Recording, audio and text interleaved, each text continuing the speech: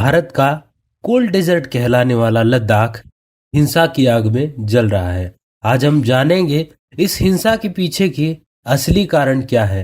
आंदोलन में अहम भूमिका निभाने वाले सोनम वांगचुक कौन है, उनका इसमें क्या रोल है और लद्दाख की जनता की मांगे क्या है।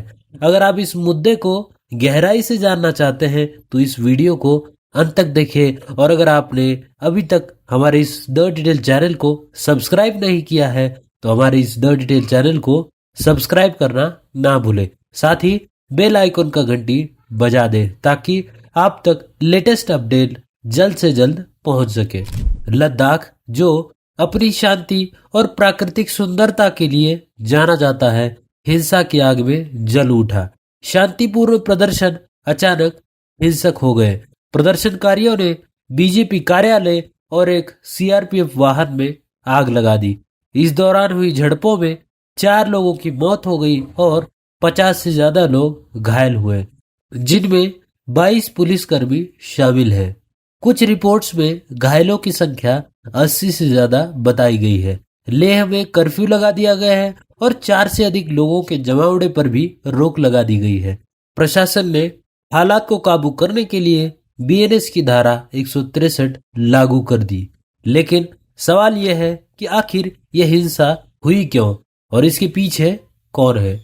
इस पूरे मामले की जड़ में लद्दाख की जनता की 4 प्रमुख मांगे हैं, जिन्हें लेकर 10 सितंबर से प्रदर्शन शुरू हुए थे। ये मांगे हैं, सबसे पहली मांग है लद्दाख को पूर्ण राज्य का दर्जा देना। दूसरी मांग है संविधान की 6ठी अनुसूची के तहत संवैधानिक सुरक्षा देना। तीसरी मांग के बारे में बात की जाए तो लेह और कारगिल को अलग अलग लोकसभा क्षेत्र घोषित करना। चौथी और अंतिम मांग है सरकारी नौकरियों में स्थानीय लोगों को प्राथमिकता देना। एक एक करके जानते हैं इनकी ये डिमांड क्यों है और इससे लद्दाख के लोगों को क्या फायदा होगा। सबसे पहले समझते हैं कि पूर्ण राज्य का दर्जा होता क्या है। वर्तमान में लद्दाख एक केंद्र शासित प्रदेश है, जिसका मतलब है कि इसका प्रशासन केंद्र सरकार के अधीन है। पूर्ण राज्य का दर्जा मिलने पर लद्दाख को अपनी विधानसभा, स्वतंत्र सरकार और ज्यादा प्रशासनिक अधिकार मिलेंगे।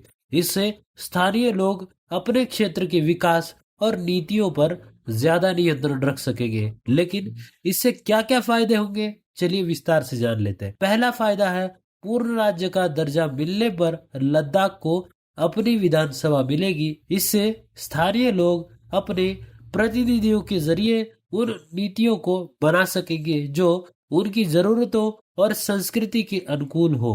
अभी लद्दाख केंद्र शासित प्रदेश होने के कारण कई फैसले दिल्ली से लिए जाते हैं जो स्थानीय लोगों की जरूरतों से मेल नहीं खाते। दूसरा, पूर्ण राज्य का दर्जा मिलने से लद्दाख को अपने संसाधनों का बेहतर उपयोग करने का अधिकार मिलेगा।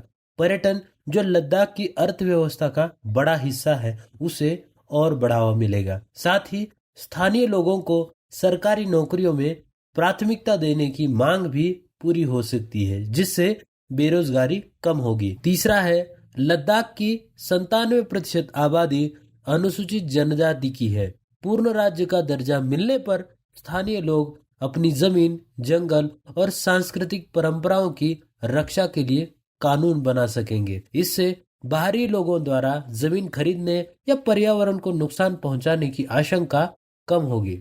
अब जानते हैं संविधान की 6वीं अनुसूची में शामिल करने की मांग आंदोलनकारी क्यों कर रहे हैं। लद्दाख की जनता पूर्ण राज्य के साथ साथ संविधान की 6ठी अनुसूची की मांग भी कर रही है। 6ठी अनुसूची जनजातीय क्षेत्रों को स्वशासन का अधिकार देती है, जैसे कि असम, मेघालय, त्रिपुरा और मिजोरम में स्वायत्त जिला परिषदें हैं। इससे लद्दाख अपनी जमीन, जंगल और परंपराओं को सुरक्षित रख सकेगा। पूर्ण राज्य का दर्जा और 6ठी अनुसूची मिलने से लद्दाख को विकास और संरक्षण का सही संतुलन मिलेगा। इन मांगों को लेकर पर्यावरणविद और सामाजिक कार्यकर्ता सोनम वांगचुक के नेतृत्व में भूख हड़ताल शुरू हुई थी। वांगचुक अब इस हिंसा के केंद्र में है। गृह मंत्रालय ने उन्हें हिंसा के लिए जिम्मेदार ठहराया है। मंत्रालय का कहना है कि वांगचुक ने प्रदर्शन के दौरान अरब स्प्रिंग, बांग्लादेश और नेपाल के जेनजी आंदोलन का जिक्र कर युवाओं को भड़काया। वहीं वांगचुक का इस्लामाबाद दौरा भी विवादों में है। 6 फरवरी 2025 को उन्होंने पाकिस्तान में एक क्लाइमेट कॉन्फ्रेंस में हिस्सा लिया था, जहां उन्होंने पीएम नरेंद्र मोदी की तारीफ की थी। सोशल मीडिया पर उन्होंने कहा था कि जलवायु परिवर्तन की कोई सीमा नहीं होती और अच्छे प्रयासों की सराहना होनी चाहिए। लेकिन अब इस दौरे को लेकर भी सवाल उठ रहे हैं। वांगचुक ने हिंसा पर संयम बरतने की भले ही अपील की है और कहा है कि वे 5 साल से शांतिपूर्ण प्रदर्शन कर रहे थे, लेकिन क्या उनकी बातों ने युवाओं को हिंसा की ओर धकेला, ये एक इन्वेस्टिगेशन का विषय है। इस हिंसा ने राजनीतिक रंग भी ले लिया है। बीजेपी नेता अमित मालवीय ने कांग्रेस और राहुल गांधी पर निशाना साधा। उन्होंने कहा कि कांग्रेस पार्षद स्मानला दोरजे नोरबू और स्टेजिंग सोपांग ने लोगों को भड़काया और बीजेपी कार्यालय पर हमला करवाया। मालवीय ने राहुल गांधी के एक ट्वीट को भी हिंसा से जोड़ा। वहीं बीजेपी सांसद संबित पात्रा ने कांग्रेस को देश तोड़ने की साजिश का हिस्सा बताया। दूसरी ओर वांगचुक और उनके समर्थकों का आरोप है कि केंद्र सरकार 6ठी अनुसूची लागू करने में देरी कर रहा है, जिससे युवाओं में आक्रोश बढ़ा। लद्दाख के उपराज्यपाल कविंदर गुप्ता ने सख्त चेतावनी दी है कि शांति भंग करने वालों के खिलाफ कड़ी कार्रवाई होगी। उन्होंने कहा कि लोकतांत्रिक विरोध का अधिकार है, लेकिन आगजनी और पथराव बर्दाश्त नहीं किया जाएगा। गृह मंत्रालय ने भी कहा कि सरकार लद्दाख की मांगों पर बातचीत कर रही थी।